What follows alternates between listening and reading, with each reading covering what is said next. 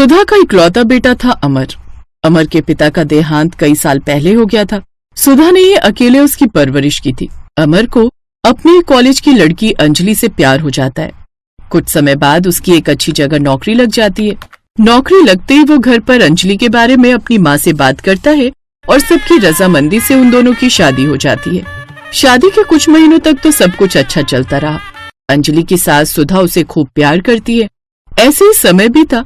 फिर एक रोज, अमर बेटा, तू इसे कहीं घुमाने क्यों नहीं ले जाता? तुम्हारी शादी को अभी कुछ महीने ही हुए हैं, तुम दोनों साथ में मूवी देखाओ। तुम ठीक कहती हो माँ, जब से हमारी शादी हुई है मैं अंजलि के साथ मूवी नहीं जा पाया। अमर अंजलि के साथ मूवी देखने चला जाता है। अब मैं भी अकेले बैठे बैठे क्या करूं?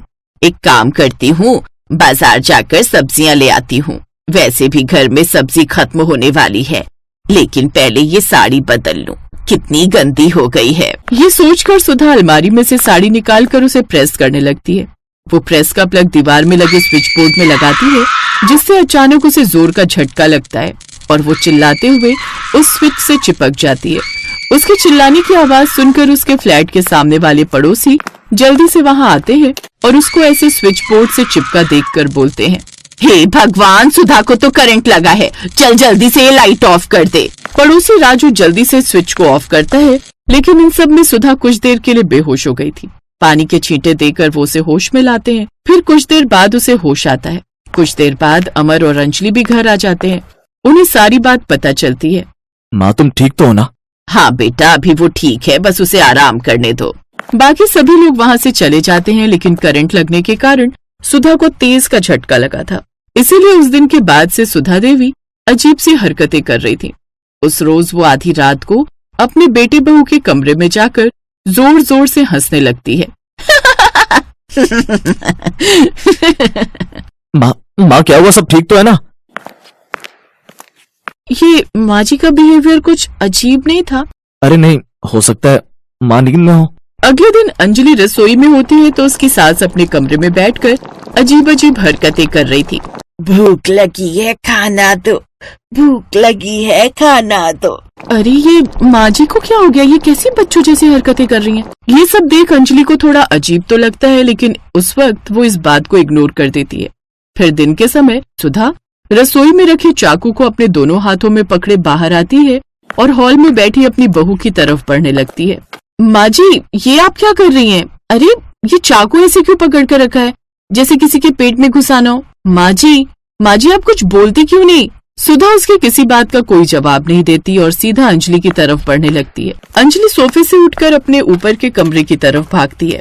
अरे नहीं नहीं नहीं नहीं माँ जी रुकिए, ये चाकू लेकर मेरे पीछे क्यों पड़ी है? ये तो कुछ सुन ही नहीं रही। एक करंट लगने के बाद से लग रहा है दिमाग से पैदल हो गई है माँ जी। अंजलि जल्दी से अपने कमरे में जाती है और अंदर से कुंडी लगा लेती है और अपने पति को फोन करके सारी बात बताती है। कुछ देर में अमर अपने साथ एक डॉक्टर को लेकर आता है। उस वक्त सुधा अंजलि के कमरे के बाहर खड़े होकर उसके दरवाजे पर अपना सर बार बार मार रही थी। माँ, ये क्या कर रही हो?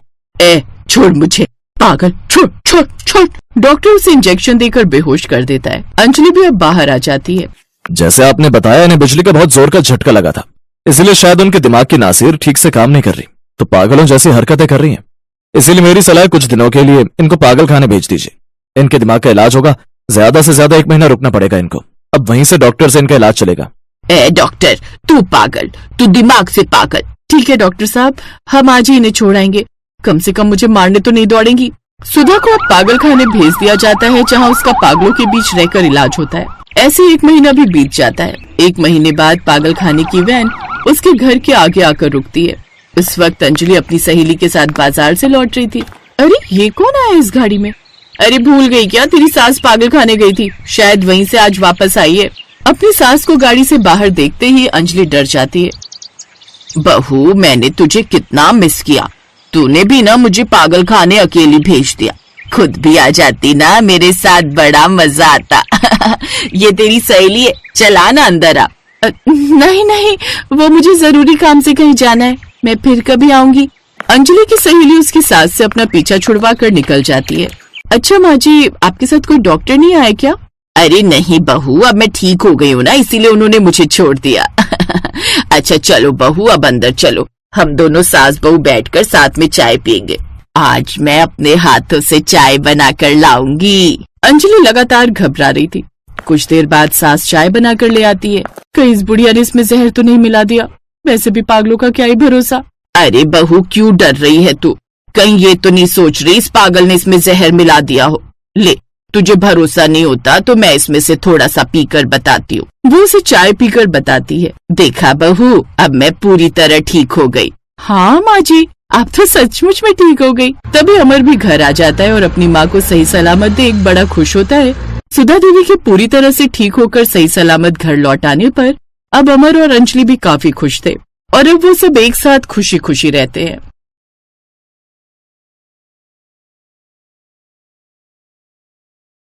शहर के कोने में बसा आदर्श मोहल्ला अपने नाम की तरह बिल्कुल भी नहीं था, क्योंकि यहाँ हर गली के नुक्कड़ पर ऐसे बुजुर्ग और जवान मिल जाते थे जिनकी नजरें हमेशा कुछ नया और दिलचस्प ढूंढती रहती थी। इसीलिए इस मोहल्ले को ठरकी मोहल्ला नाम देना कोई गलत बात नहीं थी। इसी मोहल्ले में रहने वाली सरला जी के बेटे नवीन की हाल ही में जिस लड़की से शादी हुई थी वो बहुत मॉडर्न थी। नाम था श्रेया। नवीन और श्रेया की शादी दूसरे शहर में हुई थी जहाँ श्रेया का मायका था। शादी के बाद जब श्रेया घर की बालकनी में खड़े होकर अपने मोबाइल पर गाने लगाकर और हेडफोन लगा एक्सरसाइज कर रही थी, सरला जी ने जब ये नजारा देखा तो श्रेया को टोक दिया। श्रेया बहू, वो मैं कह रही थी तुम इस तरह से बालकनी में एक्सरसाइज वगैरह मत किया करो। ये मोहल्ला तुम नहीं जानती हो, ठरकी लोगों का है। दूसरों के घरों में झांकना, उनकी बहू बेटियों को ताड़ना यहाँ के ठरकी लोगों की आदत है। तुमने देखा होगा यहाँ पर बालकनी में कोई भी लेडी खड़ी नहीं होती, सब घर के अंदर ही रहती हैं। पर मैं अंदर नहीं रह सकती ना मम्मी जी, मुझे कॉलोनी और सोसाइटी में रहने की आदत है। मैं हमेशा से ऐसे ही एक्सरसाइज करती हूँ। प्लीज, मैं किसी के लिए अपने आप को बदल नहीं सकती। मैं जैसी हूँ वैसी ही रहूंगी। आप मुझे आज के बाद टोकना मत। जिसको मुझे देखना है देखता रहे। मैं वैसी ही रहूंगी जैसे हमेशा से रहती आई हूँ। सॉरी। और फिर श्रेया बालकनी से कमरे में चली गई। नवीन अब तक नहा धोकर रेडी हो चुका था। नवीन, अपनी मम्मी को समझा दो कि मैं इस तरह से बंद कर नहीं रह सकती। मैं मॉडर्न हूँ, आज की लड़की हूँ। अगर मैं बालकनी में खड़े होकर एक्सरसाइज कर भी रही हूँ तो उसमें गलती क्या है? बेफालतू का मुझे सुना दिया। अरे वो हमारा मोहल्ला ही ऐसा है, इस वजह से मम्मी ने बोला होगा। अच्छा तुम अपना मूड मत खराब करो, रेडी हो जाओ, हम कहीं घूमने चलते हैं। वैसे भी अब 2-3 दिन बाद मेरा ऑफिस खुल जाएगा, फिर बोलोगी कि मैंने तुम्हें टाइम नहीं दिया। वही तो, हनीमून पर 1 हफ्ते के लिए गए थे तो मन ठीक था, पर ये सब बातें कहकर मम्मी जी ने मेरा मूड खराब कर दिया। मैं तैयार हो जाती हूँ, मुझे भी थोड़ी देर के लिए घूमने जाना है। घर पर बहुत घुटन हो रही है। श्रेया अभी कपड़े चेंज करने जा ही रही थी कि तभी सरला जी कमरे में आ जाती हैं। उनके हाथ में नाश्ते की ट्रे थी। बहू, मैंने तुम्हारे लिए गरम गरम आलू के पराठे बनाए हैं, तुम्हें पसंद है ना? सॉरी, मैंने तुम्हें ज्यादा ही बोल दिया। मम्मी जी, आप सॉरी क्यों कह रहे हो? सॉरी तो मुझे कहना चाहिए। मैंने भी तो आपको पलटकर उल्टा जवाब दिया। I am sorry. आप मेरे लिए कितना सोचते हो, पर आप मुझे प्रॉमिस करो, अब इन मोहल्ले वालों की वजह से हम दोनों कोई बहस नहीं करेंगे, कोई लड़ाई नहीं होगी। प्रॉमिस। अब हम दोनों सास बहू कभी नहीं लड़ेंगे। जिसको जो कहना है कहता रहे, मेरी बहू लाखों में एक है।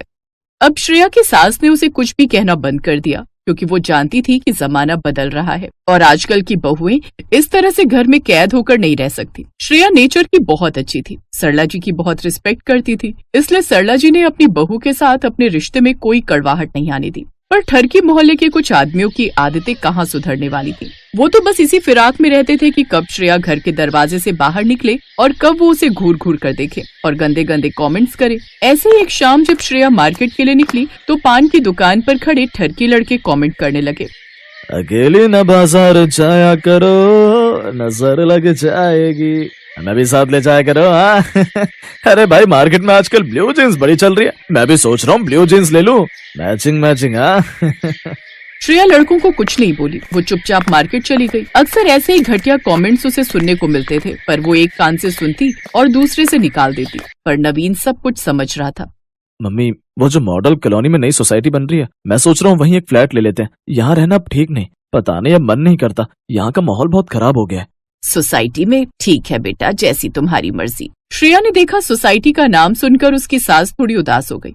श्रेया जानती थी कि उसकी सास सरला जी को इस घर से बहुत प्यार है, और हो भी क्यों ना, जिस घर में सालों बिता दिए उस घर को छोड़ने का किसका मन करता है। मोहल्ले में रहने की आदत होती है, इसलिए कुछ लोग सोसाइटी में रहने से घबराते हैं, जैसे सरला जी को थी। उन्हें सोसाइटी में रहना पसंद नहीं था, उन्हें तो अपना ये छोटा सा मोहल्ला बहुत पसंद था, क्योंकि इसी घर में तो उनकी शादी हुई थी, यहीं उनकी डोली आई थी, और उम्र के आखिरी पड़ाव पर इस घर को छोड़ना उनके लिए बहुत दुखदायी था। कमी घर में नहीं थी, कमी मोहल्ले में थी। वहाँ के लोग आगे बढ़ना ही नहीं चाहते थे। श्रेया ने नवीन को समझाया कि वो मोहल्ले में ही रहना चाहती है, इसलिए वो सोसाइटी में रहने की बात अभी मन से निकाल दे। नवीन कुछ दिनों के लिए ऑफिस के काम से बाहर गया हुआ था। रात के 3 बजे सामने के घर में रहने वाले मिश्रा जी की बहू के रोने की आवाज ने पूरे मोहल्ले को जगा दिया। मोहल्ले के सब लोग इकट्ठे हो गए और बातें करने लगे। श्रेया और उसकी सास भी आवाज सुनकर बालकनी में आ गए। अरे क्या हुआ भाई, ये मिश्रा जी के घर से रोने की आवाज क्यों आ रही है? मोहित की तबीयत बहुत खराब हो गई है, बेहोश है, कोई हरकत नहीं कर रहा। अब अनिल अंकल तो है नहीं, वो तो बाहर रहते हैं। 2-3 दिन से बीमार था यार अपना दोस्त, लगता है तबीयत ज्यादा खराब हो गई है, अस्पताल ले जाने वाले हैं। अरे राहुल बेटा, कहीं कोई ऑटो या कैब मिले तो बुला ला, तेरे दोस्त मोहित की तबीयत बहुत खराब हो गई है। अंकल जी, इतनी रात में ऑटो नहीं मिलेगा, यहाँ कहीं किसी के पास कार हो तो आप जल्दी अस्पताल जा सकते हो। मेहता अंकल, आप अपनी कार दे दो इनको। पर चलाएगा कौन? हम में से तो किसी को भी कार चलाना नहीं आती। कार सुनील ले गया है, बहू की रिश्तेदारी में शादी है और मैं भी अब कार नहीं चला पाता। रात के अंधेरे में मुझे तो दिखाई ही नहीं देता। जल्दबाजी में कहीं कोई इंतजाम नहीं हो रहा था। श्रेया को याद आया कि नवीन तो कार ले ही नहीं गया। श्रेया ने तुरंत गाड़ी की चाबी उठाई और अपनी सास से बोली, मम्मी जी आप कुंडी लगा लो, मैं मोहित को अस्पताल ले जा रही हूँ। ठीक है बहू, ध्यान से जाना।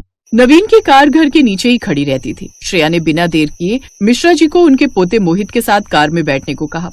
ये वही मोहित था जो रोजाना श्रेया पर गंदे कमेंट्स करता था। कुछ ही देर बाद मिश्रा जी और उनके परिवार के लोग श्रेया की कार में मोहित को लेकर अस्पताल पहुंचते हैं। समय पर मोहित का इलाज हो जाता है और मोहित ठीक हो जाता है। आदर्श मोहल्ले के सब लोग श्रेया की बहुत तारीफ करते हैं और इस तारीफ में मोहल्ले के ठरकी लोग भी शामिल थे। जो ठरकी मोहल्ले वाले कल तक श्रेया के लिए बुरे कमेंट करते थे, आज वही ठरकी लोग उसका पूरा सम्मान कर रहे थे। मोहित और बाकी सभी लड़के भी श्रेया को सॉरी बोलते हैं। सब जानते थे अगर श्रेया न होती तो मोहित की जान बचाना मुश्किल था। आदर्श मोहल्ले ने अपने नाम के आगे से ठरकी मोहल्ले का टैग हटा दिया। अब सब लोगों के व्यवहार में भी सुधार हुआ और ठरकी मोहल्ला फिर से आदर्श मोहल्ला बन गया।